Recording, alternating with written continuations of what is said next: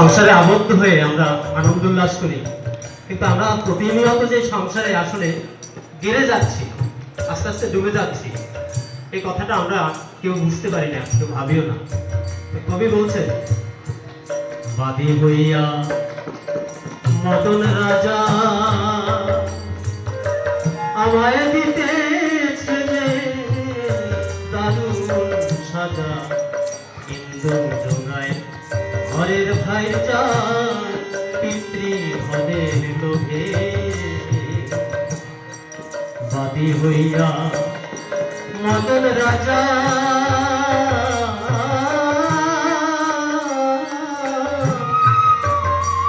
আমায় দিতেছে যে দারুণ সাজা, ইন্দুর জোগায় ঘরের ভাই চান পিতৃধনের লোভে। ছিল জেলখানায় যত কায়াদি, খালাস পেল সবে। আমার সাথে এই জেলখানায় কি কি আছে? ভগবান আমার সাথে কয়েকজন সারথি দিয়েছেন, তারা হলো আমার দশেন্দ্রীয় স্বরঋতু। তো সবাই এই সংসার জেলে বন্দী হয়ে আমার সাথে কাজ করছে, কিন্তু একটা সময় তারা কিন্তু পার হয়ে যাবে, কিন্তু আমি পাবো না। এ কথা বলছে, ছিল জেলখানায় যত কায়াদি, খালাস পেল সবে। কেমন আমার হলো জমুত জীবন, আমার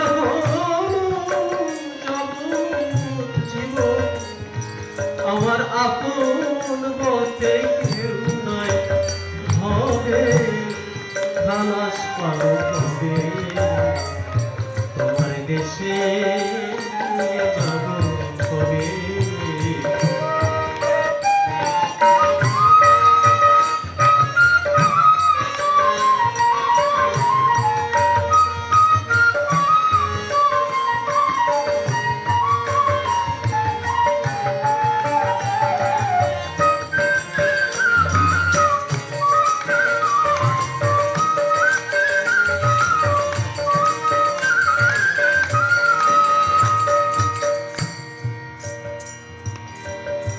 আমরা প্রতিনিয়ত সংসারে বসে যা করছি তার একটা হিসেব ভগবানের খাতায় চলে যায়। এই হিসেব করার জন্য দুজন লোক আছে, তারা আমাদের দুই কাঁধে ভর করে সব সময় বেড়ায়।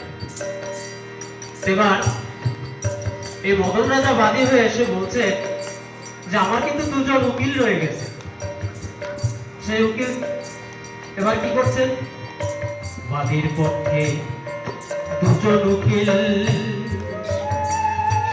তারা আদালতে করল আপিল। আমার যত মূল তহবিল সব নিলাম করারে। ও গুরু, আমার পক্ষে উকিল যে রয়েছে নীরবে।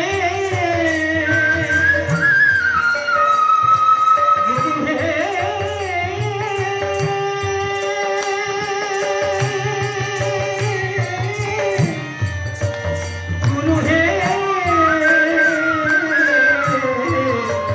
আমার পক্ষের উকিল যেজন রয়েছে নীরবে। সে তো আমার পক্ষে হয় না কথা, আমার পক্ষে হয় না কথা। মনে মনে ভাবে গুরু, খালাস পাবো কবে। তোমার দেশে যাব কবে।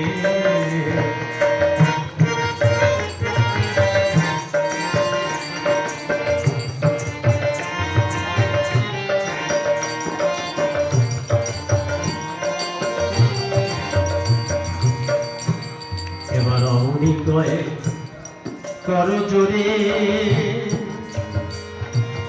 গুরু হরিদাস